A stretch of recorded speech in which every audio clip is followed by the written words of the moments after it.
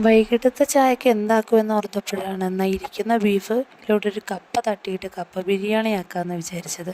അങ്ങനെ കപ്പയെല്ലാം കൊത്തിയെടുത്ത് അതിൻ്റെ അകത്തോട്ട് കുറച്ച് ഉപ്പും മഞ്ഞൾപ്പൊടിയും ചേർത്തിട്ട് ഞാനത് കുക്കറിലോട്ട് കയറ്റി. 3-4 വിസിലിന് ശേഷം നന്നായിട്ട് കപ്പ ഉടച്ചെടുത്തു. അത് പിന്നീട് അതിൻ്റെ കയ്പ്പ് പോകാൻ വേണ്ടിയിട്ട് ആ വെള്ളം മാറാൻ വേണ്ടി അരിപ്പ പാത്രത്തിലോട്ട് ഊറ്റി ഒഴിച്ചു. എന്നിട്ട് ആ കപ്പയിലോട്ട് ഇരുന്ന ആ ബീഫും കൂടി തട്ടിയിട്ട് രണ്ടും കൂടി നന്നായിട്ട് യോജിപ്പിച്ചു. അതിന് ശേഷം വീണ്ടും കുക്കർ ഞാൻ അടച്ച് വെച്ചിട്ട് 2 വിസിൽ പോട്ടെ എന്ന് കരുതിയിട്ട് അടുപ്പത്തോട്ട് കയറ്റി. എന്നാലാണ് രണ്ടും കൂടി മിക്സായിട്ട് ഒരു ടേസ്റ്റ് പിടിക്കുകയുള്ളൂ. ലാസ്റ്റ് എനിക്ക് നിർബന്ധമായ ഒരു കേസുണ്ട്, താളിക്കുക എന്നുള്ളത്. നമ്മുടെ ഇവിടെ എല്ലാവരും ചെയ്യുമെന്ന് എനിക്കറിയില്ല.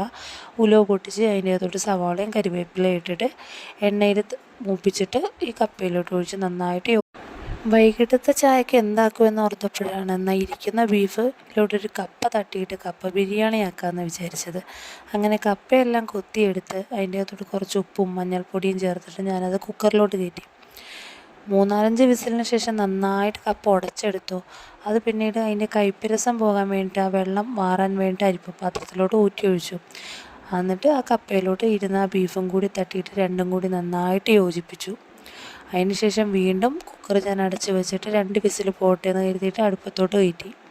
എന്നാലാണ് രണ്ടും കൂടി മിക്സായിട്ട് ഒരു ടേസ്റ്റ് പിടിക്കുകയുള്ളൂ. ലാസ്റ്റ് എനിക്ക് നിർബന്ധമായ ഒരു കേസുണ്ട്, താളിക്കുക എന്നുള്ളത്. നമ്മുടെ ഇവിടെ എല്ലാവരും ചെയ്യുമെന്ന് എനിക്കറിയില്ല. ഉലുവ പൊട്ടിച്ച് അതിൻ്റെ അകത്തോട്ട് സവാളയും കരിവേപ്പിലയും ഇട്ടിട്ട് എണ്ണയിൽ മൂപ്പിച്ചിട്ട് ഈ കപ്പയിലോട്ട് ഒഴിച്ച് നന്നായിട്ട്